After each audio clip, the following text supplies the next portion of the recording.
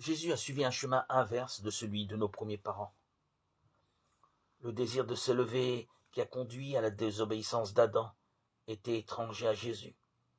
Au contraire, dans sa vie tout entière, nous découvrons une humilité vraie et constante. Il était humble de cœur, non pas faussement humble comme nous le sommes parfois, Matthieu 11, 29. Mettons notre humilité dans notre poche, cette fausse humilité, celle du paraître de la façade, dans notre entourage, à l'extérieur, dans notre milieu professionnel ou autre. Et la vraie humilité se reconnaît dans notre couple, dans notre foyer, là où nous sommes nous-mêmes, où il n'y a plus de rôle à jouer. Observons-nous, témoignons de nous-mêmes, soyons témoins de notre propre vie. Prenons du recul et regardons comment nous nous comportons dans notre famille, dans notre couple, sous notre toit. Quelles sont les paroles, les mots qui sortent de notre bouche? Quelle est l'attitude que nous avons? Observons-nous, soyons témoins de nous-mêmes et nous pourrons, par cette introspection, voir quelle est cette humilité qui est en nous. Jésus ne recherchait pas l'approbation ou l'admiration des hommes, il faisait la volonté de Dieu, tout simplement. Et aujourd'hui, faire la volonté de Dieu est si simple si nous sommes honnêtes avec nous-mêmes, vrais envers nous-mêmes et envers les autres.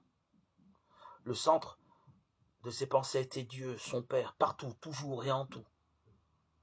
Que ce soit pour nous aussi la même attitude, notre centre, notre espoir, notre raison d'être, que tout ce que nous fassions, soit pour lui, par lui et en lui. En lui seul, Dieu a trouvé son plaisir, Matthieu 17, 5.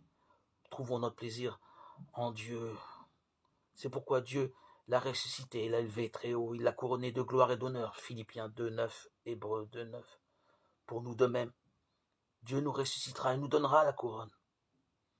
Pour cela, que tout notre plaisir, tous nos projets soient toujours dirigés, guidés par Dieu, que ce soit dans notre couple, dans notre foyer,